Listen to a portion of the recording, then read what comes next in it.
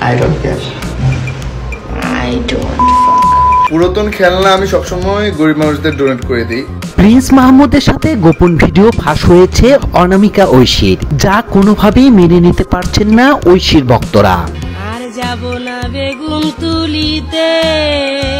আবার কেউ প্রশ্ন তুলেছেন কে এই অনামিকা ঐশী।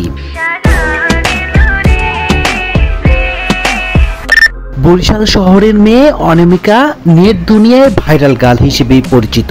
পরিবারের নিষেধ অমান্য করে মিডিয়ায় পা রাখেন তিনি। টিকটকে নানা অঙ্গভঙ্গি করে ভিডিও বানিয়ে নজর কাড়েন দর্শকদের। এরপরে কাজ করে একাধিক নাটকে রাতারাতি হয়ে ওঠেন ইন্টারনেট সেন্সেশন। তার ডাক পড়ে একাধিক ইন্টারভিউতে।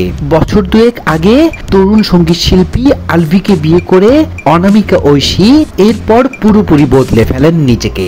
আগে যেখানে ওয়েস্টার্ন পোশাকে হাজির হতেন, সেখানে পরা শুরু করেন বোরকা এবং হিজাব। নিয়মিত ভিডিও বানাতে শুরু করেন জামাইকে নিয়ে। তুমি আসলে জোনাকি রাশি রাশি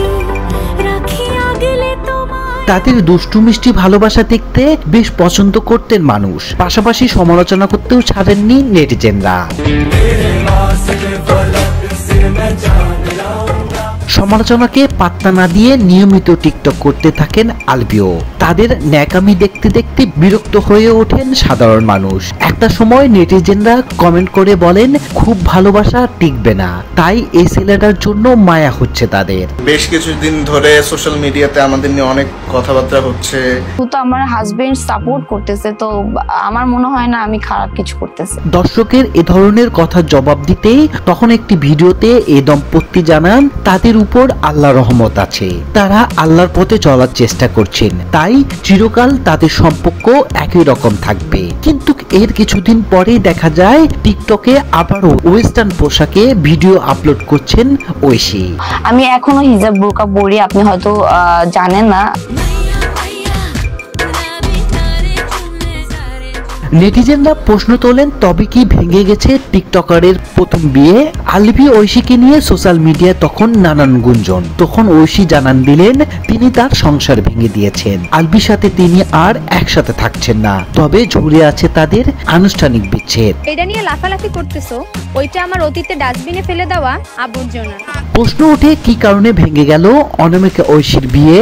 আলভির সঙ্গে বন্ধুত্ব থেকেই প্রেমের সম্পর্ক জড়িয়েছিলেন ঐশী। এরপর পারিবারিকভাবে বিয়ে করেন দুজন, কিন্তু একটা সময় পরে ঠিকই প্রিয় মানুষটি হয়ে ওঠে অপ্রিয় তার কাছে।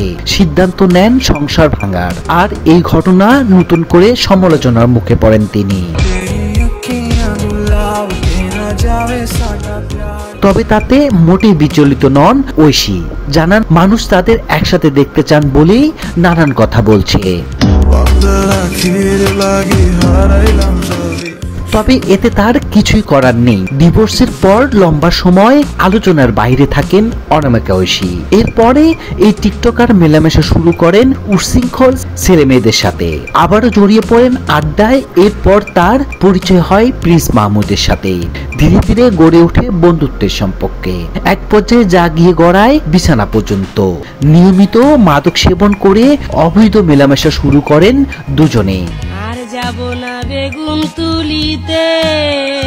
50 বছরের একটা মহিলা আমাকে ধর্ষণ মামলা দিচ্ছে, তাকে কিভাবে ধর্ষণ হয়? মামুনের সঙ্গে বিরোধের জের ধরে সাম্প্রতিক একাধিক ভিডিও ও ছবি প্রকাশ করেছে লায়লা। ছবি এবং ভিডিওতে দেখা যায় অনামিকা ঐশীর সাথে অন্তরঙ্গ সময় কাটাচ্ছেন প্রিন্স মাহমুদ। আর এরপর থেকে সোশ্যাল মিডিয়ায় নতুন করে আলোচনায় এই টিকটকার।